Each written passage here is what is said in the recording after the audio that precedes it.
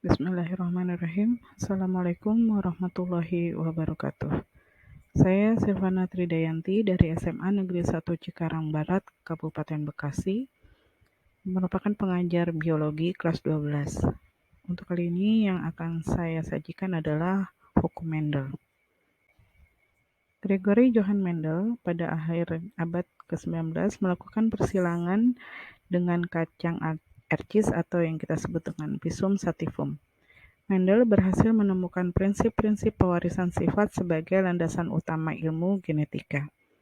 Mendel sendiri diakui sebagai bapak genetika.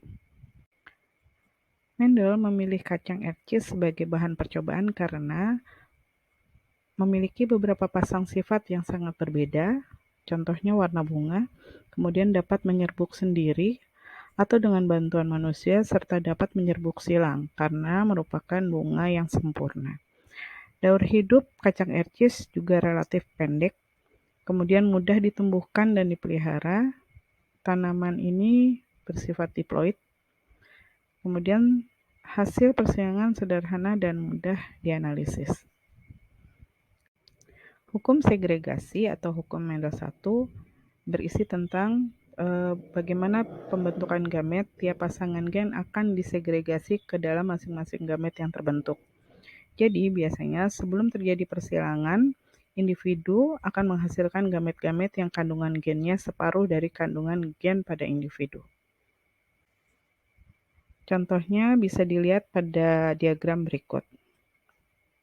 Berikut adalah keterangan dari slide yang sebelumnya, yaitu P adalah individu tertua, F1 itu keturunan generasi pertama, dan F2 adalah keturunan generasi kedua. Sedangkan gen D besar adalah gen alel yang dominan. Gen D kecil adalah gen atau alel resesif. Alel sendiri artinya gen yang terdapat pada lokus atau tempat tertentu. D besar, D kecil ini bersifat heterozigot. Sedangkan D besar ini bersifat homozigot yang dominan. D kecil bersifat homozigot resesif. Fenotipe adalah ekspresi gen yang berlangsung dapat diamati sebagai suatu sifat pada suatu individu. Genotipe adalah susunan genetik yang mendasari kemunculan suatu sifat. Persilangan monohibrid adalah persilangan yang hanya menyangkut pola pewarisan satu macam sifat, seperti yang dilakukan oleh Mendel yang tersebut di slide sebelumnya. Persilangan monohibrid itu contohnya warna bunga, warna kotiledon, warna biji, kemudian permukaan biji, letak bunga, dan seterusnya. Pada hukum Mendel kedua, ini Mendel melakukan persilangan dihibrid atau persilangan yang melibatkan pola pewarisan dua macam sifat. Contohnya, persilangan galur murni kedelai berbiji kuning halus dengan galur murni berbiji hijau keriput. Hasilnya berupa tanaman kedelai pada generasi 1 akan berbiji kuning halus. Jika dibiarkan menyembuk sendiri, diperoleh F2 masing-masing berbiji kuning halus, kuning keriput, hijau halus, dan hijau keriput dengan nisbah atau perbandingan 9:3:1.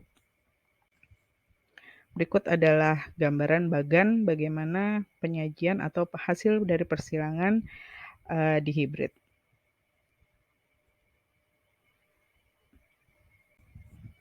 Fenotipe 2 memiliki nisbah 9:3:1 akibat dari segregasi gen G dan W secara independen. Dikenal sebagai hukum pemilahan bebas atau the law of independent assortment atau hukum Mendel 2. Pemilihan bebas adalah segregasi suatu pasangan gen tidak tergantung kepada segregasi pasangan gen lainnya, sehingga di dalam gamet-gamet yang terbentuk akan terjadi pemilihan kombinasi secara bebas. Berikut adalah diagram garpu, bagaimana kita mencari gamet.